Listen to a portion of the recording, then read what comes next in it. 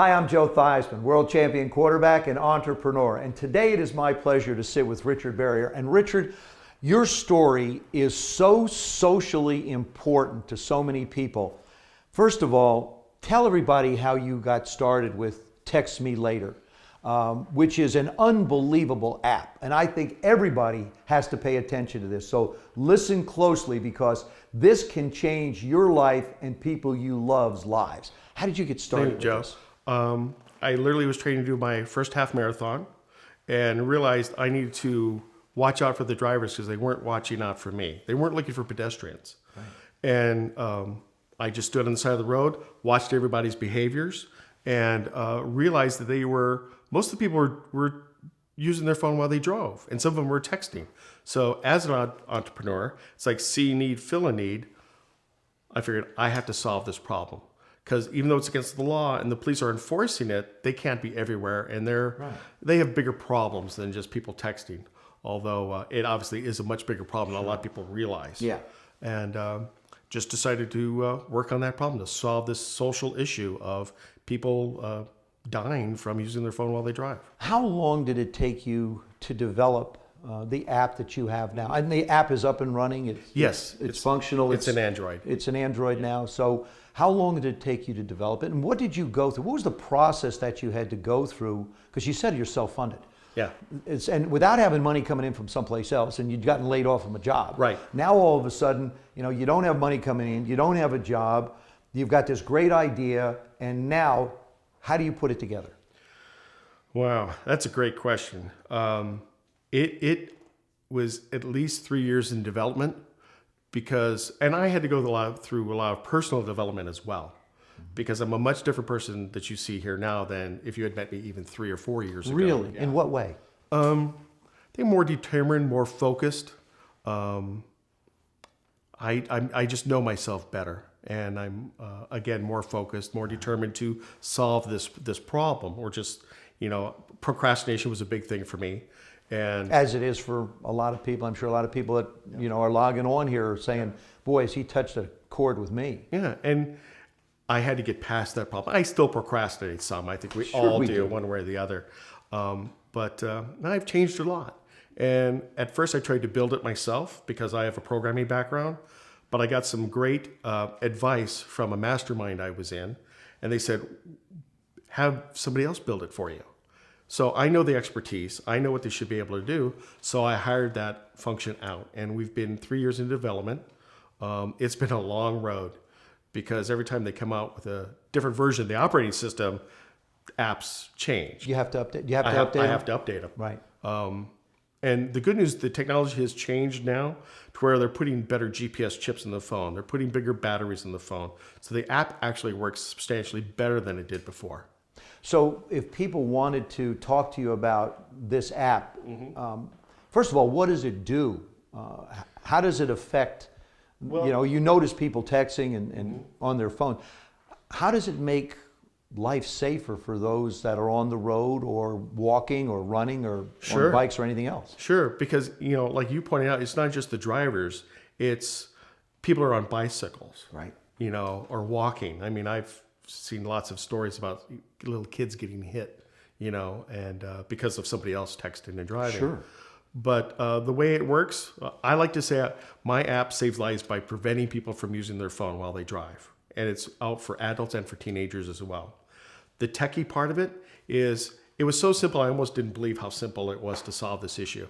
I just turn off the beep and blink notifications, so you don't even know you've got a phone call or text message. And so you just drive your car. Because if your phone doesn't go off, you don't check for messages. How about if I picked it up? Let's take the other side of it, okay? Now it's not incoming, but it's going to be outgoing. Now I'm driving down the road, and all of a sudden, I think, geez, I can send a really quick, 5, 6, word text. Yeah. I pick up my phone and I start to text. Can it help in that area as well? The teenage model for sure. Because if you're an adult, you're an adult. So you're responsible for whatever you want to do. But the teenagers who are brand new to driving, so a little blocking window comes up. Because on your phone, it's what they call a soft keypad. There's no hard keypad. Right. And so a blocking window comes up so they can't text message or make phone calls. They can't use any of the apps on their phone, except for maybe navigation, and they could call 911, but that's about it. I block all functions of the phone for teenagers. And in fact, if they try this behavior, even though it's blocked, mom and dad get an email telling them what they tried to do. So it's now a parental tool, so they can come in and say, look, we know you tried to use your phone, and here's where you used it, and here's the phone number you called, and the speed of the phone when you try to call. You need to quit doing that.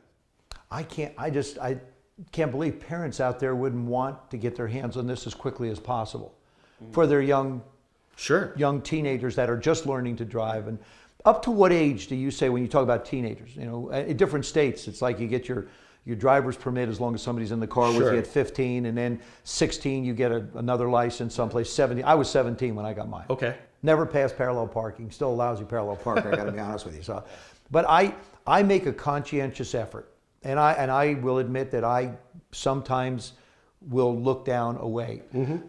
When I pick up the phone and I text, I make sure I'm on a stretch of road or a stretch of where there isn't anything that I can see. Right. You know, I'm basically by myself for a matter of seconds. But we know, you know, a deer could run out in front of you. Absolutely. You could hit a pothole.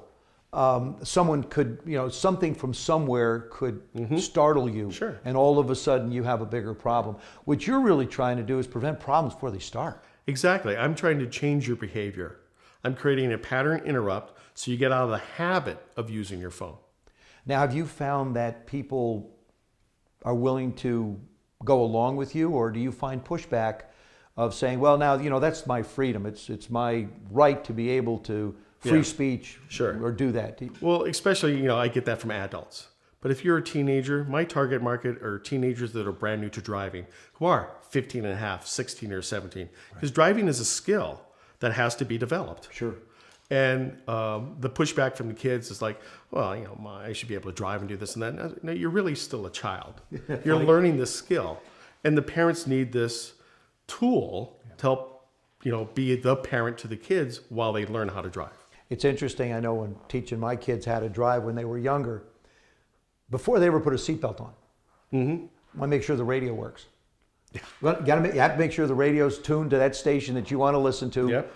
Or when you have put your seatbelt on, you start to drive and you put it, you know, it's like, okay, sometimes push the brake, put it in gear, different ways it starts now. But boy, that radio is something. And now you got the radio on, you've got the phone, now you've got traffic. Yep. And it's a bit it's overwhelming. Yeah. To be honest. There's a lot of things to keep track of. The last thing you need to do is be on a cell phone. Yeah, it's one more thing that could create a substantial issue. I mean, because this is dangerous and sometimes lethal behavior that people think nothing of doing. And it's, you know, as an entrepreneur, there's smart risks that you evaluate. So, okay, it's worth the risk to do this.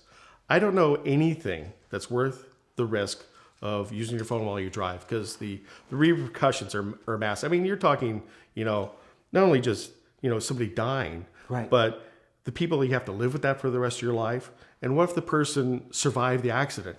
Now they're crippled or maimed for the rest of your life. And they have to live with that, let alone the person who caused the accident has to live with that for the rest of their life. There's a massive ripple effect that people just don't get. What were some of the challenges that you faced as you went through development? Besides the economic, I'll ask one economically. You said you're self-funded. Yes. Where'd you find the money to do it? Boy, I've never admitted this before. I actually have an inheritance. Okay. And some of it at first was from unemployment, because I've been paying into that for lots of years. But a lot of it was from an inheritance from my wife. And then later on, I got another inheritance from my family. But it's been a tough road, because that's what I've been living off of. I was just going to say, I mean, people would say, oh, well, gee whiz, look, he got, Richard got an inheritance. Well, wait a second. There's life. There's this thing called life out there that's going on. Absolutely. And usually when you go out and you create a new venture, when you're developing an app, or if you're in an entrepreneurial spirit, and you're developing something new, the funds just get eaten up like crazy. Because it's not like, okay, I'm going to design this program. Hey, look, it worked. Terrific. Doesn't happen, does it?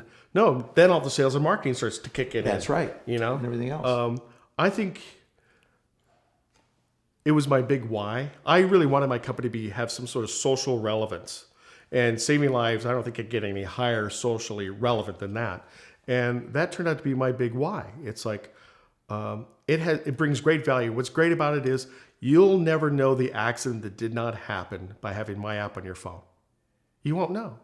It's going to be like, this rock keeps away pink elephants. Yeah. I don't see any pink elephants, so the rock obviously works. Right. So. Right. But why would you want to sacrifice one life to prove a point? Well, exactly. It's better that it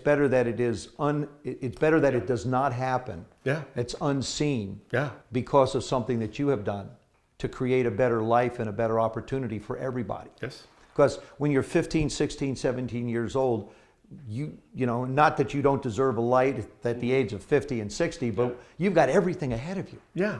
Everything ahead of you. Oh, I could, on my website, I have videos I've got from the Department of Transportation that will just rip your soul apart. They're like these beautiful young girls who were like the valedictorian, just beautiful at 4.0 GPA, the whole 9 yards, and now they're like the size of a suitcase, including the car. Right. I mean, it's really, really horrible, and I don't think people realize the ramifications of how big this problem is. People wanted to get a hold of you. Tell them where they can find you. From my website, it's text me later. Just like if you were to text it, it's a little bizarre, especially for people that are older than 50. But it's www.TXTMEL8R.com. You can call me at 714-566-4385, and through my website, and which I've tried to provide lots of content, lots of information, not only for the parents, but for the teenagers as well. Thank you. Thank you, Jeff. Terrific. You bet. Thank you. Thank you.